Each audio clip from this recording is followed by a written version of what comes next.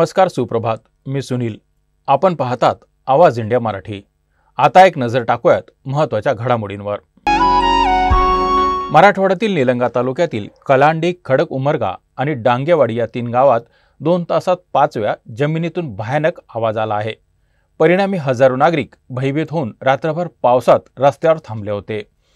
सध्या संपूर्ण गावात भीतीचं वातावरण असल्याचं चित्र दिसत आहे. दरम्यान आम्ही वारंवार प्रशासनाला माहिती दिली, पण कोणीही गावात फिरकले नाही, असा आरोप गावकऱ्यांनी केला आहे. या आवाजानंतर जमिनीमध्ये कंप जाणवत असून घरांच्या भिंती थरथरत आहेत. त्यामुळे गावात अफवांनाही उधाण आलं आहे. महाराष्ट्रामध्ये पूरग्रस्तांना मदत करण्याच्या उद्देशाने आज दुपारी राज्य मंत्रिमंडळाची बैठक आयोजित करण्यात आली आहे. या बैठकीत राज्याच्या सध्या परिस्थितीतील महत्त्वाच्या मुद्द्यांवर विचारविनिमय करून पूरग्रस्तांना दिलासा देण्यासाठी आवश्यक उपाययोजनांवर प्रामुख्याने चर्चा होणार आहे. मराठवाडा, मुंबई, बीड, सोलापूर, रायगड, कोल्हापूर, जालना, धुळे, नाशिक, नांदेड आणि धाराशिव यासारख्या अनेक जिल्ह्यांमध्ये मोठ्या प्रमाणात अतिवृष्टी आणि पूरस्थिती निर्माण झाली आहे. या नैसर्गिक आपत्तीमुळे नागरिकांचे मोठे नुकसान झाले आहे. याच पार्श्वभूमीवर राज्याचे मुख्यमंत्री देवेंद्र फडणवीस, उपमुख्यमंत्री एकनाथ शिंदे आणि उपमुख्यमंत्री अजित पवार यांच्या नेतृत्वाखाली महायुती सरकार या बैठकीत पूरग्रस्तांना त्वरित मदत कशी देता येईल यावर निर्णय होण्याची शक्यता आहे.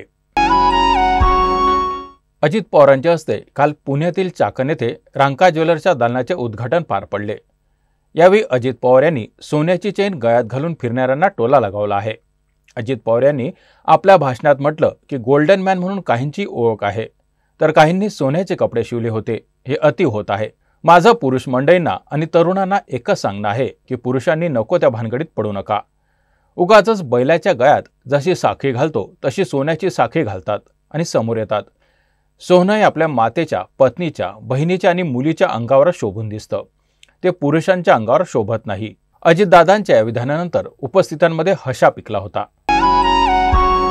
मुंबईच्या महापदावरून सध्या राजकीय वर्तुळात चर्चा सुरू आहे. मुख्यमंत्री फडणवीस यांनी भाजपचाच महापौर होईल असा दावा केला होता, तर एकनाथ शिंदे यांनीही आपलाच महापौर होणार असल्याचं म्हटलं आहे. काही दिवसापूर्वी संजय राऊत यांनी शिवसेनेचाच महापौर असेल असा विश्वास व्यक्त केला होता. आता मनसेचे संदीप देशपांडे यांनी मुंबईचा महापौर हा मराठीच होणार आहे आणि मनसेचाच होणार आहे असं वक्तव्य केलं आहे. यामुळे आगामी स्थानिक स्वराज्य संस्थांच्या निवडणुकांसाठी मनसे आणि शिवसेनेची युती होण्याची शक्यता असताना महापौर पदावरून नवा संघर्ष पाहायला मिळणार आहे.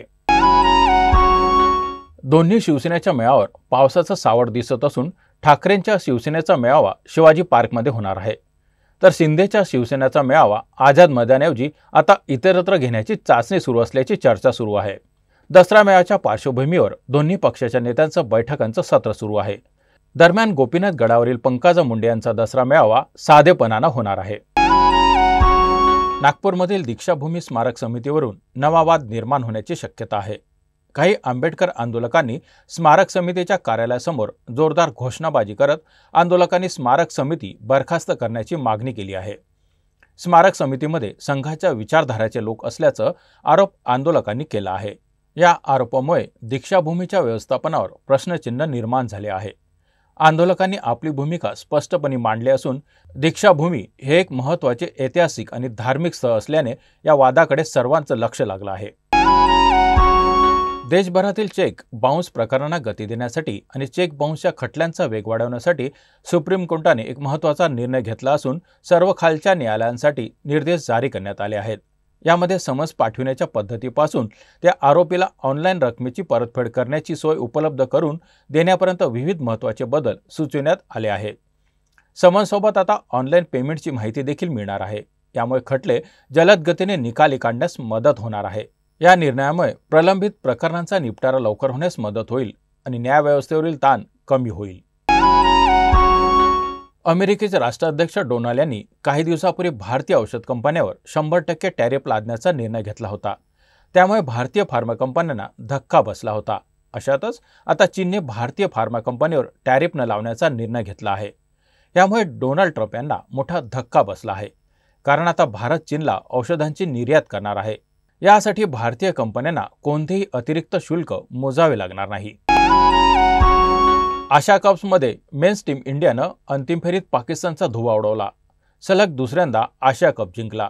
त्यानंतर आता आजपासून ICC women's one day world cup स्पर्धेचा थरार रंगणार आहे।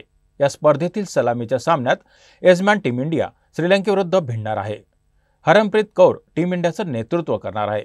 भारतात वन डे वर्ल्ड कप स्पर्धा होत असल्याने महिला ब्रिगेडला घरच्या परिस्थितीचा फायदा होणार आहे। त्यामुळे महिला ब्रिगेडच्या कामगिरीकडे सगळ्यांचं लक्ष असणार आहे। या बातमीपत्रात इथेच थांबत आहोत। पाहत रहा आवाज इंडिया मराठी।